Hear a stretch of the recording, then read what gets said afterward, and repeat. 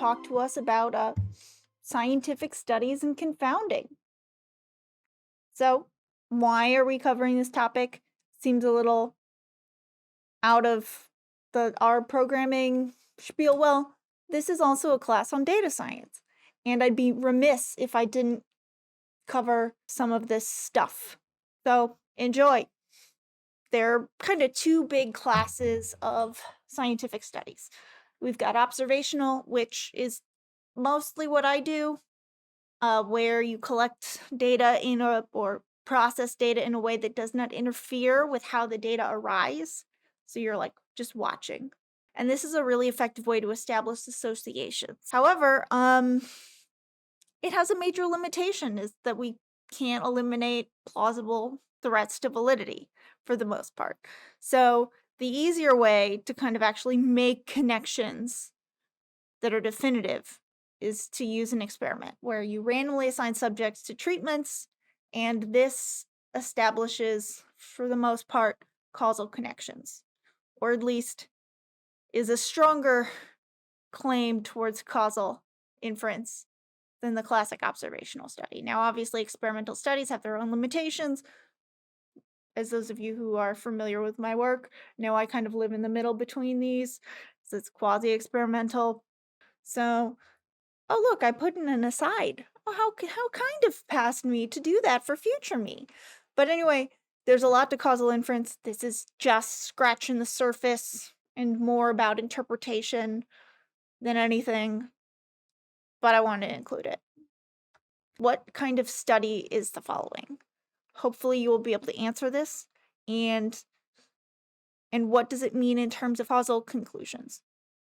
Researchers studying the relationship between exercise and energy levels ask participants in their study how many times a week they exercise and whether they have high or low energy when they wake up. So, based on responses to this exercise question, researchers grouped people into three categories: no exercise, exercise 3 times a week, or exercise more than 3 times a week. The researchers then compared the proportions of people who said they had high energy in the mornings across all three exercise categories.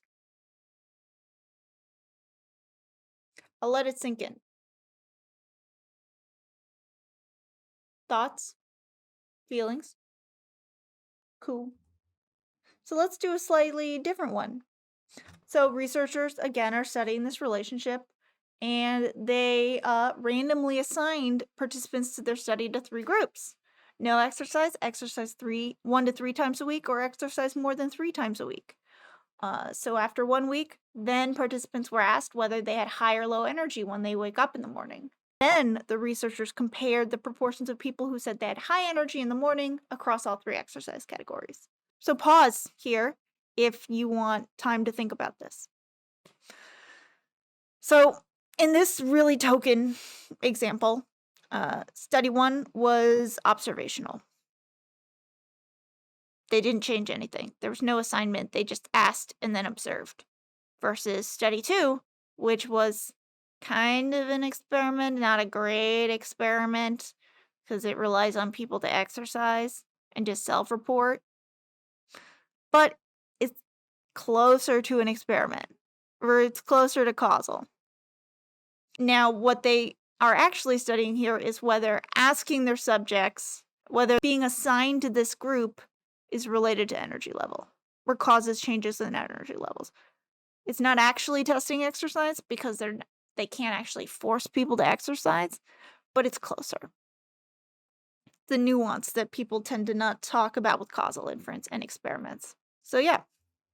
Okay, let's actually do a more plausible case study on how breakfast cereal keeps girls slim.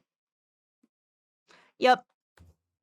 Okay, so girls who ate breakfast, according to the study, of any kind, had a lower average BMI, a common measure of obesity, than those who said they didn't. The index was even lower for girls who said they ate cereal for breakfast, according to the findings of the study conducted by the Maryland Medical Research Institute with funding from NIH and the cereal maker General Mills. The results were gleaned from a larger NIH study survey of 2,000 plus girls from California, Ohio, and Maryland who were tracked between ages 9 and 19. As part of the survey, the girls were asked once a year what they had eaten during the previous 3 days. And you can check out that link on your own. So if we break this down by explanatory and response variables, essentially X and Y, here, pretty straightforwardly, the explanatory variable is whether participants reported that they ate breakfast or not. And the response variable was the BMI of the participant. So there are at least three possible explanations here.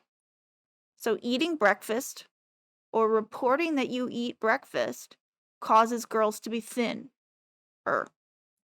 Being slim causes girls to eat breakfast or report they eat breakfast. Or 3, there is a confounding variable that, and again, just so we're on the same page, it's an extraneous variable that affects both the explanatory and response variable. And it makes it seem like there's a relationship between the two. And usually, 99 out of 100 times, there's something else causing that cool, interesting relationship. All right. Again, refresher, correlation, not causation. But it's a really good hint of where to start looking. I will let you enjoy this comic right now. Ooh. All right, so just as a quick little way to think about this when you're looking at data is this big boxy thing. So we have two big pieces, and I know I haven't talked about generalizability here, but that is another key aspect. And these are some basic rules or guidelines. Now, you can have a random assignment study with random sampling that's still garbage. So these are at least starting points. So random assignment often at least makes it easier to make causal claims versus random sampling, which is how we select our subjects, allows us to make more generalizable claims. Now, it does depend on how what the sampling frame is, but all else being equal, a study that's randomly sampled is going to be more generalizable than a study that is not randomly sampled. And the same with random assignment versus non-random assignment. They help. So, random sampling, no random assignment, can't really make a causal claim. Unless you eliminate all plausible threats to validity. Again, I know I'm diving deep into this and no one needs this, but this is a very extensive area. In general, when you do research, you want at least one of these.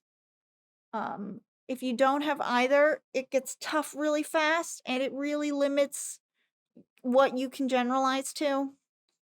But it is doable. You just have to be very careful with your language. But in general, no random sampling, way harder to generalize. No random assignment, way harder to make causal claims. Okay, so that's my little brief refresher on random assignment and inference. And yes, those study examples were not so hot on purpose because cereal does not cause you to be slimmer at all. But I am not going to go on a food rant because that is not my area. So, ladies, eat whatever you want for breakfast if you want to eat breakfast. That's wrapping that up.